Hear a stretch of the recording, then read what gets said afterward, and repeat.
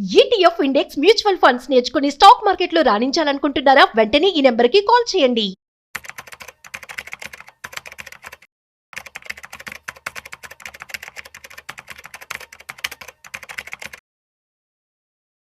నమస్తే, welcome to Suman TV. నేను విష్ణు. ప్రస్తుతంతో పాటు ప్రముఖ స్టాక్ మార్కెట్ అనలిస్ట్ సుందరరామరెడ్డి గారు ఉన్నారు. సార్తో మాట్లాడదాం. సార్ నమస్తే. సార్ నమస్తే సార్. సార్, బంగారం కొనుగోలుకు సంబంధించి కేంద్రం ఒక 3 సరికొత్త రూల్స్ ను కూడా రీసెంట్ గా తీసుకొచ్చింది కదా. ఒక్కసారి మన ఆడియన్స్ తో షేర్ చేసుకోగలరు ఆ విషయాలు ఏంటి? బంగారంకి ఏంటంటే ఇంతకుముందు ఆర్నమెంట్స్ లో 14 క్యారెట్స్ అండ్ 22 క్యారెట్స్, 18 క్యారెట్స్ ఈ 3 కేటగిరీ ఉండేది. అండ్ రీసెంట్ గా ఏంటంటే గోల్డ్ రేట్ బాగా పెరిగిన తర్వాత జనాలను ఎంకరేజ్ చేద్దాం అనే ఉద్దేశంతో కొత్తగా వేరే సెగ్మెంట్ పట్టుకొచ్చింది అనమాట. 9 క్యారెట్స్ గోల్డ్ కూడా అనమాట.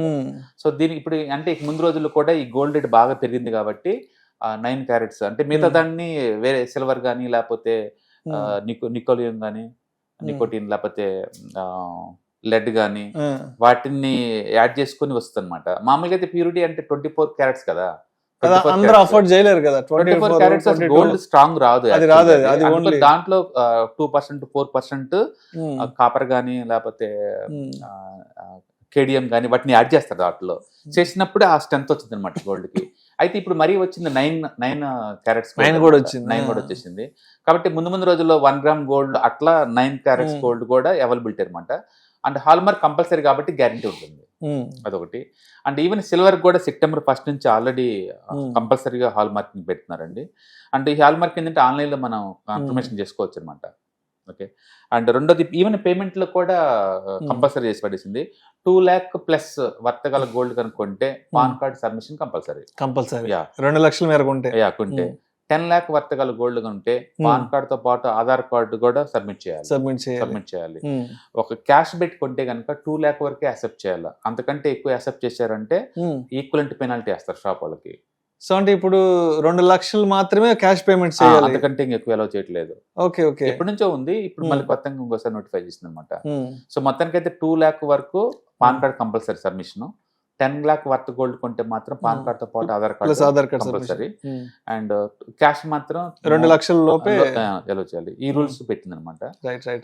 సో ఎందుకు ఇది గవర్నమెంట్ ఒపీనియన్ అంటే ఇది పెడితే కన్జ్యూమర్ ప్రొటెక్షన్ దొరికింది, ఎంతకంత fraud అవ్వడు.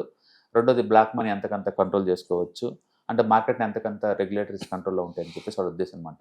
But majority branded jewellery షాప్స్లో ఉంటేమో కానీ ఇవన్నీ పల్లెటూరులో లేకపోతే మండల లెవెల్లో చేసుకుని ఏ జ్యువెలరీ వాళ్ళు కూడా ఈ హాల్ మార్క్స్ కానీ ఇదేం ఉండదండి. ఇండియాలో ఆల్మోస్ట్ ఈ 50% వరకు కూడా రీసైక్లింగ్ గోల్డ్ అనమాట. పాత ఆర్నమెంట్స్ కొత్త కొన్ని వాళ్ళు ఇలా ఉంటాయి, వాటికైతే ఇవేం వర్కౌట్ అవ్వదు. బట్ షాపుల్లో కనుక మీరు కొంటే కంపల్సరీ కానీ. అండ్ అదేవిధంగా యూపీఐ ట్రాన్సాక్షన్ లిమిట్స్ కి సంబంధించి కూడా కొత్త రూల్స్ రాబోతున్నాయి, రన్నింగ్ లో ఉన్నాయి కదా. ఇప్పుడు వరకు ఏంటంటే చిన్న పేమెంట్లు 10 రూపాయలు టీ అటు ఇటు అనుకునే వాళ్ళండి. బట్ ఈసారి మాత్రం సెప్టెంబర్ 15 ఇచ్చారు. అండ్ భారీ చేంజెస్ అండి. ఎంత అంటే అప్ టు సింగిల్ డేకి ఒక 10 lakh వర్త్ ట్రాన్సాక్షన్ చేయొచ్చు. అంటే లిటరల్లీ చెక్ బుక్ కూడా మర్చిపోవాలా, ఇంకా చెక్కులతో కూడా పని లేదు. ఫస్ట్ మనం ఏటీఎం మర్చిపోయాము, ఇప్పుడు ఇంకా చెక్ బుక్ కూడా మర్చిపోతాం, అవసరం లేదు. ఎందుకంటే యూపీఐ పేమెంట్ ద్వారా అన్ని చేసుకోవచ్చు అప్ టు 10 lakh వరకు. మీరు కనుక క్యాపిటల్ మార్కెట్, స్టాక్ మార్కెట్ కానీ లేదా మ్యూచువల్ ఫండ్స్ కొంటానికి కనుక అనుకోండి, ఒక ట్రిప్ కి 5 lakhs చొప్పున పర్ డే 10 lakh అలౌ చేస్తారు. అంటే 2 ట్రాన్సాక్షన్ లో 10 lakhs మార్కెట్ లో పంపించుకోవచ్చు. ఓకే. అండ్ రెండోది ఇన్సూరెన్స్ ప్రీమియమ్స్ కట్టాలనుకోండి, ఒక ట్రిప్లో 5 lakh అలౌ చేస్తారు. సింగిల్ డే కల్లా 10 lakh వర్త్ ఇన్సూరెన్స్ ప్రీమియమ్స్, వాటి కూడా మెడిక్లెయిమ్ పాలసీ వాటికి కూడా. అండ్ రెండోది గవర్నమెంట్ సంబంధించిన ఏదైనా పేమెంట్స్ ఉన్నాయనుకోండి, 5 lakh సింగిల్ టైంలో పే చేసుకో, టోటల్ పర్ డేకి 10 lakh వరకు పే చేసుకోవచ్చు. అలాగే ట్రావెలింగ్ కానీ, క్రెడిట్ కార్డ్ పేమెంట్లు కానీ, కలెక్షన్స్ కానీ, వీటన్నిటికి కూడా ఎట్ టైం 5 lakh అండ్ అలా రోజు మొత్తం మీద 10 lakh వరకు చేసుకోవచ్చు అనమాట. అదే జ్యువెలరీస్ అనుకోండి 2 lakh పే చేసుకోవచ్చు ఎట్ టైం. రోజు మొత్తం మీద 6 lakh వరకు పే చేయొచ్చు జ్యువెలరీ షాప్ కోసం. అండ్ ఇట్లా అన్నిటికీ ఇచ్చేస్తామంట. అయితే ప్రైవేట్ వర్క్ అయితే 1 lakh వర్త్ పర్ డే అంతే.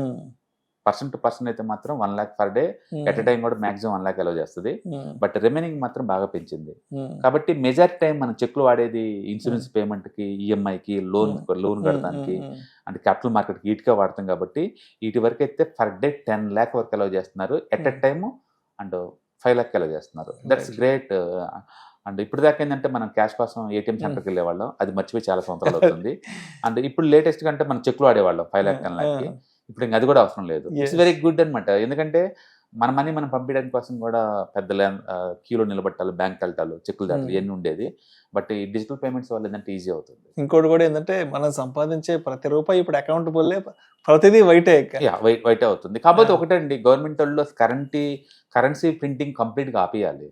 ఎందుకంటే బిఫోర్ మనీ డిమానిటేషన్ కన్నా ముందు ఉన్న సర్క్యులేషన్తో పోల్చుకుంటే ఇప్పుడున్న సర్క్యులేషన్ 30% పెరిగింది. ఇంకా క్వశ్చన్ ఏంటంటే ఇంత డిజిటలైజేషన్ చేసిన తర్వాత కూడా 30% క్యాష్ సర్క్యులేషన్ ఎందుకు పెరిగింది సిస్టంలో? దేని వల్ల పెరిగింది, ఎవరు పెంచాల్సి వచ్చింది? ఎందుకంటే మనం అసలు ఏటీఎం మర్చిపోయాం ఎన్ని రోజుల నుంచో. మరి అప్పుడు క్యాష్ సర్క్యులేషన్ 30% ఎలా పెంచారు? దాని మీద ఏంటంటే పెద్ద పెద్ద బడా బాబులందరూ కూడా ఇంకా ఇప్పటికీ బ్లాక్ మనీ క్యాష్ మార్కెట్ లో నడుస్తున్నారు. అందరూ తెలిసిందే, రియల్ ఎస్టేట్ మొత్తం కూడా బ్లాక్ మనీ ట్రాన్సాక్షన్ నడుస్తుంటది. అండ్ ఇవాళ రేపట్లో త్రిబుల్ ఆర్ పక్కన ఉన్న ఎకరం ₹1,00,00,000 గవర్నమెంట్ రిజిస్ట్రేషన్ ప్రకారం 4,000 లక్షలు ఉంటుంది. అది 4 లక్షలు ఓన్లీ సిటీలో రియల్ ఎస్టేట్ వరకు కొంచెం గవర్నమెంట్ రికార్డ్స్ అన్ని అప్డేట్ చేసుకుని వెళ్ళిపోతున్నారు. కానీ అగ్రికల్చర్ అయితే ఇప్పటికీ ట్రెడిషనల్ గా ఎకరం 2-3 లక్షల్లోనే ఉందండి. బట్ ఒరిజినల్ ట్రాన్సాక్షన్ అలాంటివి ఎక్కడా లేవు అనమాట. అందుకని మార్కెట్ నిరంతరం వీటిని ఆన్లైన్ లో పెట్టేసి డిజిటలైజేషన్ చేస్తే తప్ప ఈ బ్లాక్ మనీ కూడా పెద్దగా ఏం పోదు. అందుకని గవర్నమెంట్ ఇలాంటి రూల్స్ ఎన్ని పెట్టినా క్యాష్ కి డిమాండ్ క్యాష్ ఉంటుంది. కాబట్టి చిన్నోళ్ళకి ఆ క్యాష్ తో పని లేదు. మన చిన్నోళ్ళ వరకు అయితే ఈ పేమెంట్లు వాడుతున్నారు. పెద్దోళ్ళు మాత్రం బ్యాక్గ్రౌండ్ లో అచ్చం కరెక్షన్ కోసం బాగానే వాడుతున్నారు. అందుకని ప్రింటింగే ఆపేయాలి. వాళ్ళు ఫోర్స్ చేయాలి దీన్ని, అందరినీ కంపల్సరీ డిజిటల్ పేమెంట్ లో వాడుకోమని. అప్పుడు కరెన్సీ ప్రింట్ కాలేదు కాబట్టి అప్పుడు డిజిటల్కి వస్తారు. డిజిటల్కి వచ్చినప్పుడు గవర్నమెంట్ లెక్కలు వస్తాయి. అంటే ప్రతిదీ డాక్యుమెంటేషన్ అవుతుంది. పైగా ఈ జిఎస్టీ తర్వాత ఏమవుతుందంటే ఇన్ఫార్మల్ ఎకానమీ అంతా ఫార్మాలిటీకి వచ్చేస్తుంది ఇంకా. కాబట్టి ట్రూ మార్కెట్ యొక్క కెపాసిటీ మనకు అర్థం అవుతుంది అనమాట. డెఫినెట్ గా మీకు 2027 కల్ చూడండి, జీడిపి గ్రోత్ 8 దాటింది. ఇప్పటి వరకు ఏంటంటే 50% ఇండియన్ ఎకానమీ అంత ఇన్ఫార్మల్ గానే ఉంటుంది. మనం రైస్ కొంటాము ఎక్కడన్నా గవర్నమెంట్కి ఆ లెక్కలు ఉన్నాయో తెలీదు. మనం రెగ్యులర్ గా వాడే ఏటికి గవర్నమెంట్ లెక్కలు లేవండి. ఇప్పుడు కొత్తగా ఏంటంటే జిఎస్టీ 0 చేసాం కాబట్టి మనం బ్రాండెడే కొంటాం. కొన్నప్పుడు ఆటోమేటిక్ గవర్నమెంట్ లెక్కలు వస్తాయి టర్న్ ఓవర్ మొత్తం. అందుకని ముందు రోజుల్లో అన్ని ఫార్మాలిటీ ఆల్మోస్ట్ 99% రెగ్యులర్ కన్జ్యూమ్ చేసే మొత్తం కూడా ఏదైనా 0 ట్యాక్స్ ఆర్ 5% జిఎస్టీ కింద వచ్చింది. కాబట్టి పబ్లిక్ అంతే బ్రాండెడ్ అటుకి వెళ్ళిపోతారు ముందు రోజుల్లో. కాబట్టి ట్రూ టర్న్ ఓవర్ ఎంత బయటకు వచ్చింది అనమాట. అటు కంపెనీకి లాభం టర్న్ ఓవర్ పెరుగుతుంది కాబట్టి ఇటు గవర్నమెంట్ కూడా ఇండియన్ ఎకానమీ సైజ్ మనకు అర్థం అవుతుంది అనమాట. మొత్తానికైతే స్లో అండ్ స్టడీగా వెస్ట్రన్ కంట్రీస్ కల్చర్ వస్తుంది. అంటే కంట్రీ టోటల్ ఎకానమీ అంతా ఫార్మలైజేషన్ జరుగుతుంది. కాబట్టి గవర్నమెంట్ కి అర్థం అవుతుంది. ఈవెన్ రీసెంట్ మన ఇన్కమ్ ట్యాక్స్ ఫైలింగ్ కూడా అంటే 7.4 crores ఆల్రెడీ అప్లై చేశారు. లాస్ట్ ఇయర్ తో పోల్చుకుని ఈ సంవత్సరం పెరిగారు.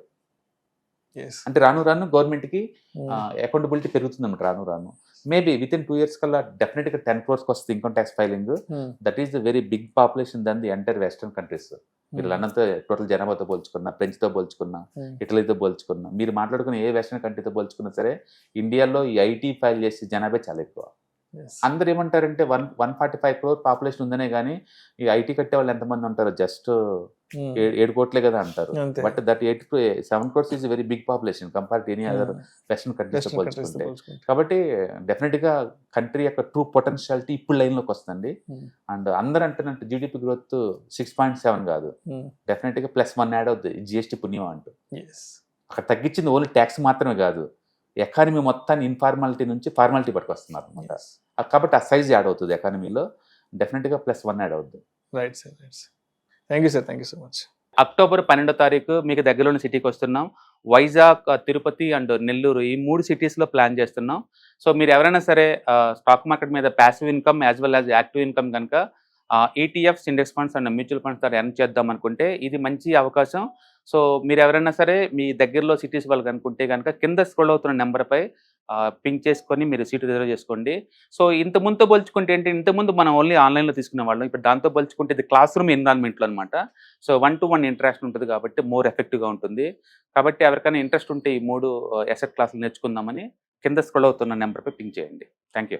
ETFs, index funds and mutual funds మీరు కనుక స్టాక్ మార్కెట్లో ఎంటర్ అవ్వాలనుకుంటే మార్కెట్లో స్టాక్స్ డైరెక్ట్గా ఇన్వెస్ట్ చేసే బదులు కపుల్ ఆఫ్ స్టాక్స్లో ఇన్వెస్ట్ చేయడం ద్వారా ఏంటంటే ఆటోమేటిక్ రిస్క్ తగ్గించుకోవచ్చు. కాబట్టి మీరు బిగినర్ అయినా లేదా ఎక్స్పీరియన్స్ పర్సన్ అయినా సరే మార్కెట్లో సేఫ్ సెక్యూర్ వేలో లాంగ్ టర్మ్లో సస్టైనబిలిటీ కావాలంటే ఈ ప్రొడక్ట్స్లో ఇన్వెస్ట్ చేయడం ద్వారా దాన్ని సాధ్యం చేసుకోవచ్చు అనమాట. కాబట్టి మీకు ఎవరికైనా సరే ఈ ఈటీఎఫ్స్, ఇండెక్స్ ఫండ్స్, మ్యూచువల్ ఫండ్లో ఇన్డెప్త్ నాలెడ్జ్ కోసం అండ్ గైడెన్స్ కోసం ఈ ట్రైనింగ్ ప్రోగ్రామ్ అటెండ్ అవడం ద్వారా మీరు మనీ మేక్ చేసుకోవచ్చు. కాబట్టి మీకు ఇంట్రెస్ట్ ఉన్న పార్టిసిపెంట్స్ ఈ వీకెండ్లో జరిగే వెబినార్ అటెండ్ అవడం ద్వారా ఇందులో ETFs, index funds, mutual funds అంటే ఏంటి, వాటిని ఎలా మనీ మేక్ చేసుకోవాలి, వాటిని ఎలా మేనేజ్ చేసుకోవాలి, వాటి గురించి కాంప్రహెన్సివ్ ట్రైనింగ్ మీకు ఈ ప్రోగ్రాంలో అందించబడుతుంది. ఈ వీకెండ్లో జరిగే ఈ ప్రోగ్రామ్కి ఎన్రోల్ చేసుకోండి. Thank you.